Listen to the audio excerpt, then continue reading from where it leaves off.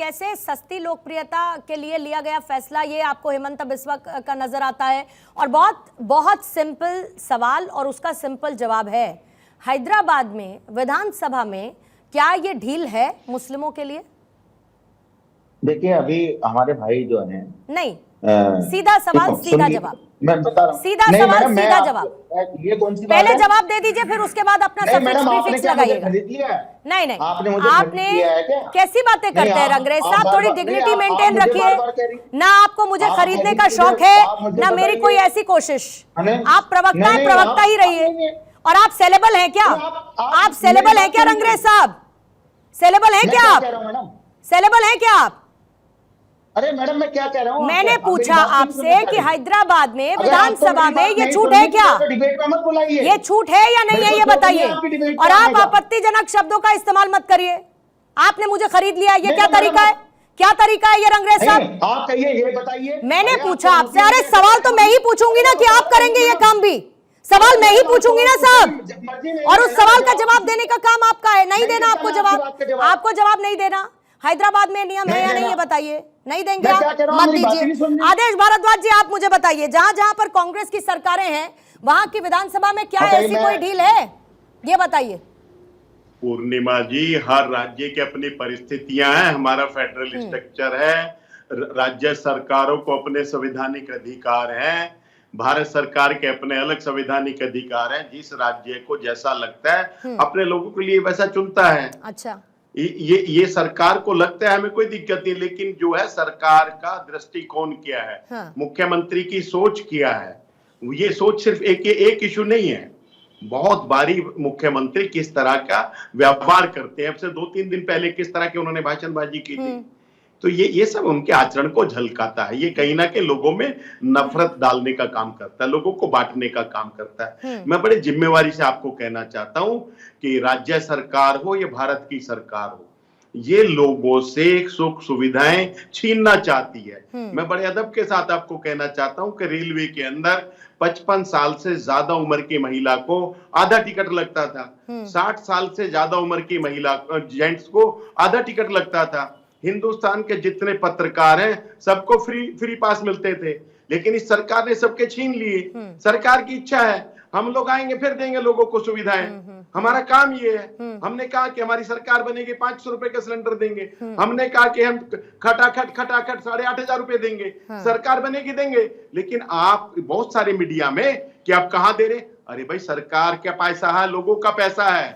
सरकार लोगों तक पहुंचाना है, यही तो सरकार का काम है। आप हिमाचल की बात करने लगे, कर रहे हैं, आप महंगाई पे बात नहीं करते, आप हिमाचल पे बात करने लगे, जिसके पास अब और कर्ज लेने की क्षमता भी एग्जॉस्ट हो चुकी है। आप इलेक्ट्रोल बॉन्ड के माध्यम से, ईडी के माध्यम से हिमाचल प्रदेश जिसके पास कर्ज लेने की क्षमता भी अब एग्जॉस्ट हो चुकी है, अब वो भी नहीं ले पाएगा। सर आप हिमाचल चले गए, आप हिमाचल चले गए। शिवम जैसे ही जुड़ेंगे मुझे प्लीज बताइएगा। चले गए क्योंकि आप बारी बारी कह रही कि वहां राज्यों में नहीं है। नहीं, मैं आपकी बात समझ गई सर, आपने बहुत वायदे किए। देखिए सुनिए, आदेश किसानों को फांसी दी, आदेश इन्होंने 750 किसान मर गए। शिवम त्यागी की बात नहीं है। शिवम त्यागी, ऐसा लगता है जाना था जापान पहुंच गए, चीन पहुंच गए ना, की चीज ही नहीं है। अब हम हिंदुस्तान के किसानों बात कर रहे हैं यहाँ पर। अरे आदेश जी, पॉलिटिकल रैली थोड़ी चल रही है। आदेश जी, पॉलिटिकल रैली नहीं चल रही है, तीसरी बार इनकी सरकार बन चुकी है, 5 साल बाद नंबर आएगा सर, नहीं बदल सकते। ठीक है, लेकिन हिंदुस्तान के लोग इनको जान गए,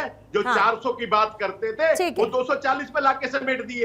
ये देश की खूबसूरती है। शिवम जल्दी से आपका एक जवाब लूंगी, क्योंकि मैं बार बार एक मुद्दे पर रहने की कोशिश कर रही हूं, लेकिन मुझे नहीं लगता कि बाकी पार्टीज के प्रवक्ता सिर्फ उस एक मुद्दे पर रहना चाहते हैं।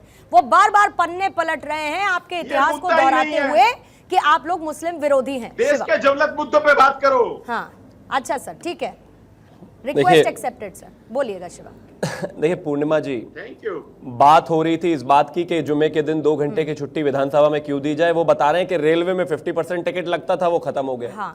अरे भाई, संबंधित सब्जेक्ट के विषय के बारे में तो जानकारी रखिए। और ऑन अ लाइटर नोट एक और चीज कहना चाहता हूं कि अगर किसी को कुछ खरीदना भी है तो वो रंगरेज को तो नहीं खरीदेगा, कम से कम इतनी बुरी तो चॉइस नहीं हो सकती। खैर, मैं आगे आता हूं। विषय बहुत साफ है, अगर किसी को ये कानून सही लगता है तो अपने राज्य में बनाकर असम को दिखा दे, बहुत सीधी बात है ये।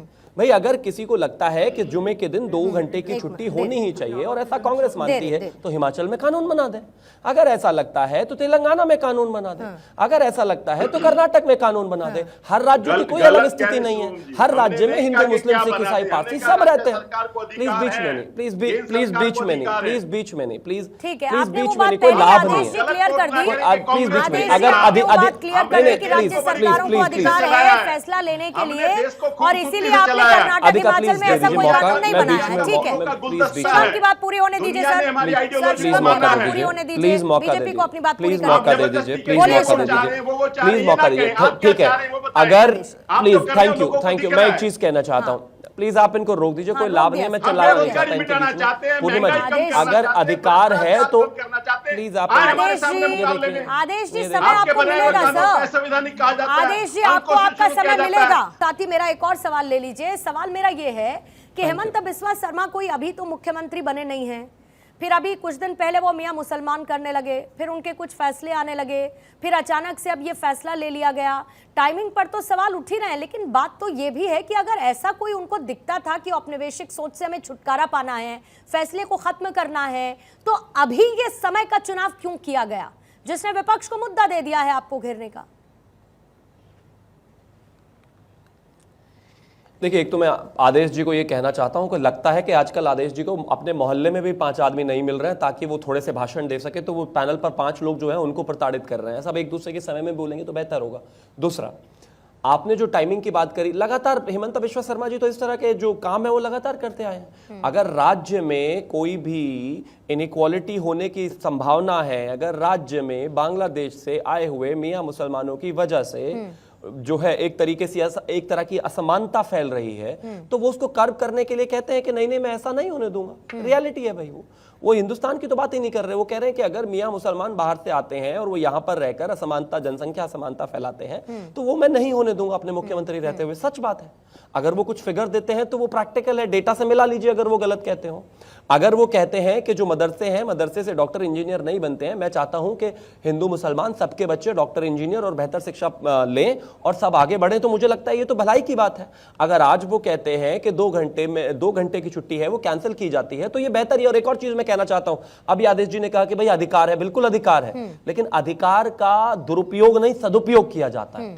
अधिकार मुख्यमंत्री को बहुत सारे हैं, तो उन अधिकारों के अंतर्गत आने के तहत वो बेहतर काम करेंगे राज्य के लिए, और बेहतर यही है कि सबको बराबर कर दिया जाए। ठीक है, मुसलमानों को कोई अलग से कोई ट्रीटमेंट देने की आवश्यकता नहीं है। ठीक है, ठीक है। मैं कह तो रहा, मुझे तो हर सोमवार को रुद्राभिषेक 10 बजे करना है, तो क्या मैं छुट्टी मांगने लग जाऊंगा क्या? अरे ये कोई तर्क नहीं है भाई। ठीक है, हाजी नाज़िम आपकी बात पे कुछ जोड़ना चाह रहे हैं। इस तरीके की बात हुई तो आपको समय ही नहीं मिलेगा, आप कभी काम ही नहीं कर पाएंगे। ठीक है, हाजी नाज़िम कुछ जोड़ना चाह रहे हैं, आदेश जी से जवाब लेती हूँ, फिर उसके बाद रुद्र जी आपके पास आऊंगी। हाजी नाज़िम। हाँ, पूर्णिमा जी देखिए, सबसे पहले तो मैं ये कहना चाहता हूँ, शिवम भाई ने एक बात कही जिससे मुझे बड़ी आपत्ति हुई। इन्होंने रंगरेज भाई के बारे में इन्होंने अब शब्द बोले कि उन्हें कोई नहीं खरीद पाया। उन्होंने क्या बोला था? इन्होंने क्या बोला था उन्होंने? मुझे क्या बोला था? मैं तो शिवम के आगे की बात कर रहा हूं। ना, एक मिनट, उन्होंने मुझसे क्या बोला था जिसके बाद वो डिबेट छोड़कर चले गए? क्या बोला था उन्होंने? हाँ, देखिए उनके शब्द क्या बोला था उन्होंने? उनके हाजी नाज़िम क्या बोला था उन्होंने? रिपीट करिए, गलत थे तो शिवम भाई के भी शब्द गलत हैं। रिपीट करिए पहले, भारतीय मुस्लिम में खरीद नहीं पाएंगे आप भारतीय रिपीट करिए मुस्लिमों उन्होंने को। क्या बोला था, रिपीट करिए पहले उन्होंने क्या बोला था। तो सुन तो लीजिए क्या बोला था उन्होंने, रिपीट करिए ना। तो ये कहता हूं रिपीट करिए, मैं रिपीट करती हूँ। उन्होंने कहा आपने मुझे खरीद लिया है क्या? मैंने पूछा आप सेलेबल हैं क्या, बिकाऊ हैं आप? वो डिबेट छोड़कर चले गए। मैंने उनसे सवाल पूछा था तो आपने तब तो आपत्ति जताई नहीं जब उन्होंने कहा। हाँ, सुन तो लीजिए पूर्णिमा जी, जो उनके शब्द थे वो भी गलत थे, जो शिवम भाई ने अपने शब्द बोले वो भी गलत है। अब आगे बोलिए। हाँ, देखिए अभी इन्होंने देखिए बांग्लादेश में मियां मिट्ठू वाली बात कही।